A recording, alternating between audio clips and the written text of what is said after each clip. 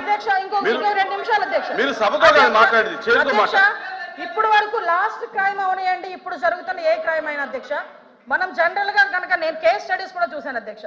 నేను home minister అయిన తర్వాత జరిగిన సంఘటనలకు సంబంధించి ప్రతి ఒక్క కేసుకి సంబంధించిన కేస్ స్టడీస్ కూడా మేము చూసుకున్నాం అధ్యక్ష.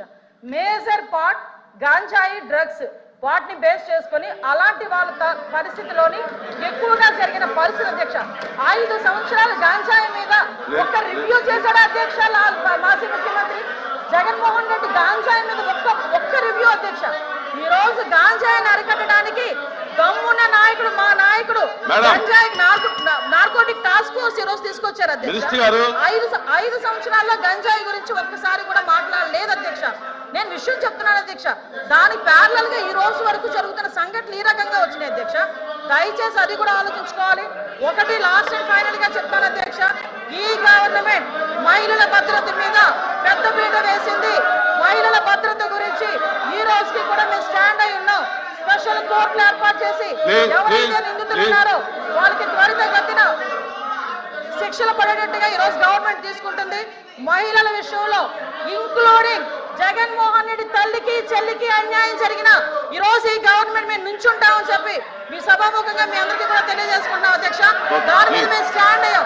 వాళ్ళు చేసిన దానికి అధ్యక్ష నేను చెప్పిన దాంట్లో ఏ తప్పు ఉందని అందరు నుంచున్నారు చెప్పండి అధ్యక్ష. అదేంటి అధ్యక్ష అందరూ నుంచున్నారు కదా, నేను చెప్పిన దాంట్లో ఏ తప్పు ఉందో అడగమనండి. కాబట్టి అధ్యక్ష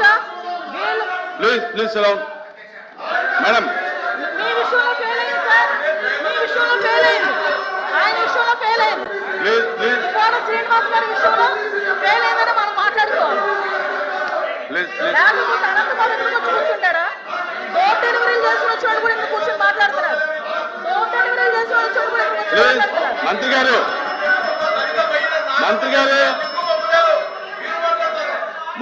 డెలివరీ చేసిన చాలా తిరుమల తిరుపతి రైలు స్టేషన్ కూడా మాట్లాడతారు.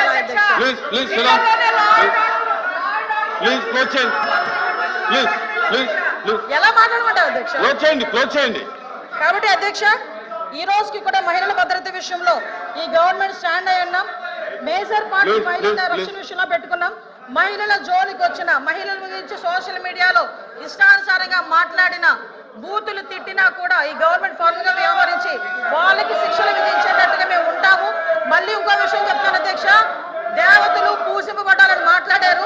నేను ఒకటే మాట్లాడుతున్నా, జగన్మోహన్ రెడ్డి తల్లికి చెల్లికి బాబాయ్ కూతురైన ఆ చెల్లికి కూడా అన్యాయం జరిగిన ఈ రోజు మేము నుంచుంటామని మీ అందరికీ కూడా తెలియజేసుకుంటాం అధ్యక్ష. వాళ్ళకి సహాయ సహకారం అందిస్తాం, వాళ్ళకి కూడా న్యాయం జరిగేటట్టుగా చేస్తాం. ఎల్ఓపి గారు కూర్చోండి అందరూ కూర్చోండి. ఎల్ఓపి గారు మారుతున్నారు, కూర్చోండి. అధ్యక్ష ఒక సున్నితమైన ప్రశ్న. ఈ ప్రశ్న మా ఇక్కడ ఈ హౌస్లో ఉన్న 50 మంది గురించే కాదు, ఈ రాష్ట్రంలో ఉన్న 5 లక్షల మంది ప్రజలు కూడా దీని గురించి చూస్తున్నారు. రాష్ట్రంలో శాంతి భద్రతలు ఎలా ఉన్నాయి, ఏ విధంగా ఉన్నాయని. సభ్యులు అడిగిన ప్రశ్నకి వచ్చి సూటిగా సమాధానం చెప్పకుండా దానికి వారు వచ్చి బాధ్యత కాకుండా అబాధ్యతగా వారు వచ్చి రాజకీయ ఉపన్యాసం కోసం రాజకీయ లబ్ధి కోసం చేస్తున్న ఈ నేపథ్యంలో ముఖ్యంగా మేమే కాదు అధ్యక్ష, ప్రభుత్వంలో ఉన్న నేనైతే చదివే సందర్భం అయినా కాకపోయినప్పటికీ సొంతంగా ఉన్న ప్రభుత్వంలో డిప్యూటీ సీఎం గారు కూడా రాష్ట్రంలో శాంతి భద్రతలు క్షీణించే విషయాన్ని కూడా చెప్పిన విషయాన్ని కూడా ఈ నేపథ్యంలో ఈ ప్రశ్నకు సరైన సమాధానాన్ని ప్రభుత్వం రాకుండా దాన్ని రాజకీయం చేయాలనే ఉద్దేశంతో కూర్చోమ్మా రాజకీయం చేయాలనే ఉద్దేశంతో వారు ఇచ్చిన సమాధానానికి నిరసనగా మేము వచ్చి ఈ ప్రశ్నకి వాకౌట్ చేస్తాం అధ్యక్ష సభలో వాస్తవాలు వినే ఓపిక లేక వాకౌట్ చేస్తున్నారు. సభలో వాళ్ళు చేసిన దౌర్భాగ్యాలు వినే ఓపిక లేక సహించలేక వాకౌట్ చేస్తున్నారు.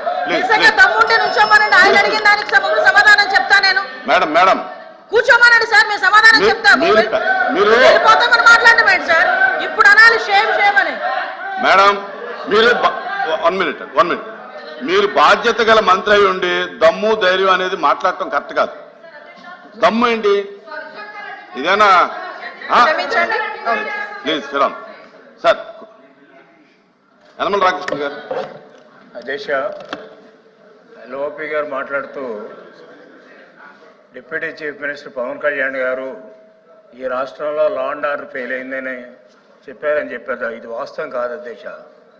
ఆయన చెప్పింది ఏంటంటే సోషల్ మీడియాలో ఎవరిష్టం వచ్చినట్టు వాళ్ళు పెడుతున్నారు, దీన్ని కంట్రోల్ చేయకపోతే అవసరమైతే స్పెషల్ యాక్ట్ అన్నా తీసుకురండి, కంట్రోల్ చేయలేకపోతే ఇది అరాచకం కింద తయారవుతుంది అనేటువంటి చెప్పిన దాన్ని ఎల్ఓపి గారు వక్రీకరించి ఆయన ఏదో లా అండ్ ఆర్డర్ ఫెయిల్ అయిందని. అసలు లా అండ్ ఆర్డర్ అంటే వేరే దేశ, క్రైమ్ రేట్ వేరు. ఈ రెండింటికి డిఫరెన్స్ ఎల్ఓపి గారు తెలుసుకోవాలి.